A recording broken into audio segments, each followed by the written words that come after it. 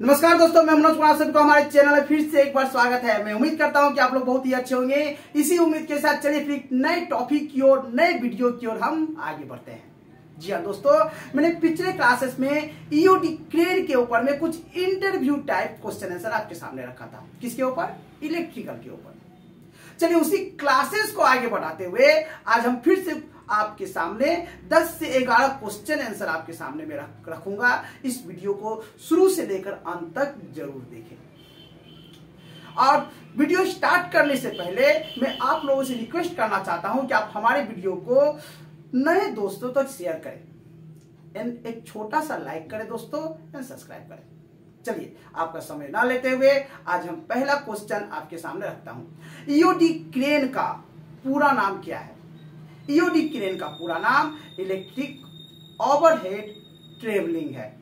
चलिए दूसरा क्वेश्चन की हम आगे बढ़ते हैं। ईओडी क्रेन कितने टाइप के होते हैं? इस तरह के क्वेश्चन आपको कोई भी बड़े अधिकारी पूछ ही सकता है। दूसरा क्वेश्चन क्या है? ईओडी क्रेन कितने टाइप के होते हैं? जी हाँ दोस्तों, ईओडी क्रेन दो टाइप के होते हैं। पहला होता है सिंगल गार्डर क्रेन।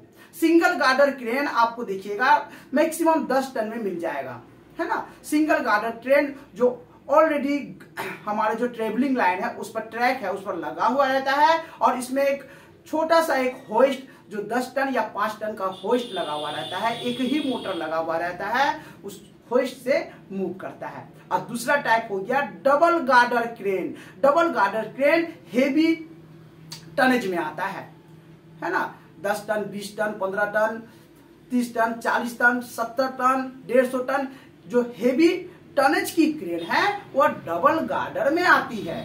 तो दो टाइप का हो गया, पहला हो गया सिंगल गार्डर क्रेन और दूसरा हो गया डबल गार्डर क्रेन। चलिए ठीक ना। तीसरा क्वेश्चन की हम आगे बढ़ते हैं कि ईओडी क्रेन में जो मैंने कहा कि इलेक्ट्रिक ओवरहेड ट्रेवलिंग क्रेन है, ये ऊपर में चलती है। ओवरहेड मतलब माथा के ऊपर में चलती है, तो इसमें सप्लाई कहां से आता है? इसमें सप्लाई ईओडी क्रेन में सप्लाई जो आता है 3 फेज 415 वोल्ट सप्लाई जो आता है बाय डीएसएल। कैसे आता है? डीएसएल। डीएसएल का पूरा नाम क्या है? इसी आंसर से क्वेश्चन निकलकर सामने आएगा कि डीएसएल। डीएसएल से तो मैंने कह दिया कि सप्लाई आती है। तो डीएसएल हो गया डाउन सॉप लीड। ये वन टाइप का बसबर रहता है, एंगल या फ्लैट पत्ती या एंगल से बना हुआ रहता है, जिसमें हम 415 वोल्ट सप्लाई प्रोवाइड करते हैं। इसका पूरा नाम होता है डाउन सॉप लीड, जिसको सिंपली शॉर्ट फॉर्म में डीएसएल नाम से जानते हैं। चलिए 5 नंबर क्वेश्चन तो मेरा हो गया। हाँ चलिए 5 नंबर क्वेश्चन की ओर आगे बढ़ते हैं। ईओडी क्रेन में क्या क्या इक्विपमेंट्स रहता है? ईओडी क्रेन में क्या क्या इक्विपमेंट्स रहता है? जी हाँ दोस्तों, डेफिनेटली ये बात जानना आपके लिए बहुत ही जरूरी है। आप यदि नए बंदे हैं, पुराने बंदे को तो पता है कि चलो भाई ईओडी क्रेन में क्या क्या रहता है। कुछ नए बंदे जो हमारे वीडियो को देख रहे हैं तो उसके लिए क्वेश्चन बहुत ही इंपॉर्टेंट है। ईओडी क्रेन में क्या क्या इक्विपमेंट्स रहता है? ये क्रेन के ऊपर डिपेंड करता है। यदि क्रेन बड़ा है, यदि छोटा है, तो सिंपली छोटा या बड़ा कॉमन जो इक्विपमेंट्स है वो 100% रहेगा। क्या क्या रहेगा? पैनल तो रहेगा ही, पैनल रहेगा, जो कंट्रोल पैनल है पैनल रहेगा, मोटर रहेगा, गियर बॉक्स रहेगा, गार्डर रहेगा, है ना, प्लेटफॉर्म रहेगा, केबिन रहेगा। केबिन के अंदर में मास्टर कंट्रोलर जिसकी सहायता से हम सिस्टम को कंट्रोल करेंगे, मोटर को चलाएंगे। इतने सारे इक्विपमेंट्स रहेंगे। हम फिर जाके हमारे सेफ्टी के लिए लिमिट स्विच रहेगा। लिमिट भी बहुत टाइप के रहेंगे, gravity limit switch, rotary limit switch, ठीक ना। फिर जाकर आप यदि फेस ट्यूनिंग केबल को यदि फेस ट्यूनिंग में ट्रेवलिंग करा रहे हैं तो फेस ट्यूनिंग केबल का फेस ट्यूनिंग रहेगा, जेबी रहेगा, है ना, ब्रेक थ्रस्टर रहेगा। ओके, इतने सारे इक्विपमेंट्स मिलाकर हम ईओडी क्रेन को कंप्लीट करते हैं। ओके, ईओडी क्रेन में क्या क्या सेफ्टी रहता है? ईओडी क्रेन में क्या क्या सेफ्टी रहता है? तो ईओडी क्रेन में जो सेफ्टी रहता है दोस्तों, यहां पर सबसे ज्यादा इंपॉर्टेंट जो सेफ्टी रहता है लिमिट स्विच। मेन होइस्ट में दो टाइप के लिमिट स्विच पाए जाते हैं, एक ग्रेविटी लिमिट स्विच और दूसरा रोटरी लिमिट स्विच। ठीक है, अप एंड डाउन दोनों कंडीशन में कट ऑफ होता है। फिर एलटी जो लॉन्ग ट्रेवल, जिसको हम लॉन्ग ट्रेवल के नाम से जानते हैं, जो ट्रैक पर लेफ्ट एंड राइट में मूव करती है, यहां भी लिमिट स्विच लगा हुआ रहता है। सीटी जिसको हम करंट क्रॉस टेबल के नाम से जानते हैं, यहां पर भी लिमिट स्विच लगा हुआ रहता है। इसके अलावा यदि मानकर चलिए कि एक सेट में एक ट्रैक पर 3-4 क्रेन चल रही है तो यहां पर 2 क्रेनों के बीच में एंटी क्लोजन डिवाइस लगाकर रखा जाता है। क्या डिवाइस? एंटी क्लोजन डिवाइस लगाकर रखा जाता है। अब एंटी क्लोजन डिवाइस का काम क्या है कि एंटी क्लोजन डिवाइस क्या है, इसमें एक टाइप ऑफ रे रहता है, सेंसर रहता है। ये रे क्या करती है, सपोज क्रेन आपका 2 मीटर या 1 मीटर के डिस्टेंस में 2 क्रेन आपस में आ गया तो ये क्या करेगी, क्रेन को बंद करवा देगी। दोनों क्रेन आपस में टकराने से बचेगा, उससे पहले ही एंटी क्लोजन डिवाइस क्रेन को बंद करवा देगी। ओके, माने क्रेन को, हमारा जो क्रेन चल रहा है उसका लॉन्ग ट्रेवल को बंद करवा देगी, जिसकी सहायता से क्या होगा, मेरा सर्किट बंद हो जाएगा और क्रेन आपस में नहीं टकराएगा। ओके, क्रेन आपस में नहीं टकराएगा। चलिए हम अपने क्वेश्चन को आगे बढ़ाते हुए हम जाते हैं 7 नंबर क्वेश्चन में। हमारे इस टाइप के क्रेन में, जो ईओडी क्रेन है, इसमें किस टाइप का मोटर का हम यूज करते हैं? हम ईओडी क्रेन में स्लिपिंग इंडक्शन मोटर का यूज करते हैं। ओके, ईओडी क्रेन में जो स्लिपिंग इंडक्शन मोटर लगाते हैं वो उसका ड्यूटी क्या रहता है? ये कोई भी क्वेश्चन आपसे पूछ ही सकता है, ड्यूटी क्या रहता है? स्लिपिंग इंडक्शन मोटर जो ईओडी क्रेन में लगाते हैं इसका ड्यूटी रहता है S4 ड्यूटी। क्या रहता है? S4 duty. Okay, slipping induction motor में एक्सटर्नल रेजिस्टेंस क्यों लगाते हैं? जी हाँ दोस्तों, स्लिपिंग इंडक्शन मोटर में एक्सटर्नल रेजिस्टेंस लगाते हैं स्टार्टिंग टॉर्क को बढ़ाने के लिए और स्टार्टिंग करंट को कम करने के लिए।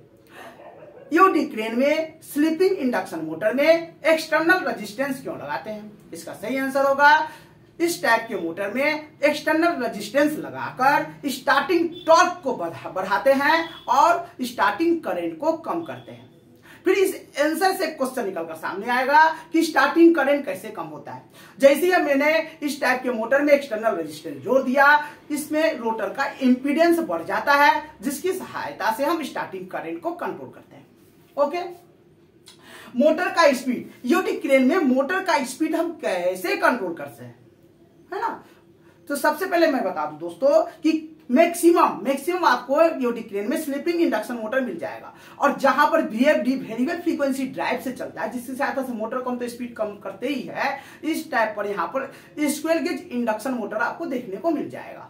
ठीक है, ये भी लेकिन ड्यूटी आपका S4 ही रहेगा, लेकिन इसमें स्क्वेयर गेज इंडक्शन मोटर रहेगा, बट इसको VFD ड्राइव से हम चलाते हैं, इसीलिए यहाँ पर क्या करते हैं दोस्तों कि हम स्पीड को फ्रीक्वेंसी कंट्रोल करके स्पीड को कम या ज्यादा करते हैं।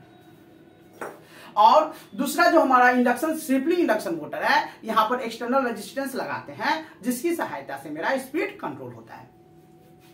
ईओडी क्रेन खराब होने पर क्या चेक करें? डेफिनेटली दोस्तों, यदि ईओडी क्रेन नहीं चल रही है तो सबसे पहले हम पावर सप्लाई को चेक करेंगे, है ना? पावर सप्लाई ठीक से DSL से आ रहा है कि नहीं, इसको चेक करेंगे। कंट्रोल सर्किट हमारा ऑन हो रहा है कि इसको नहीं, इसको चेक करेंगे। प्रोटेक्टिव पैनल का लाइन कॉन्टेक्टर ऑन हो रहा है कि नहीं, इसको चेक करेंगे, है ना?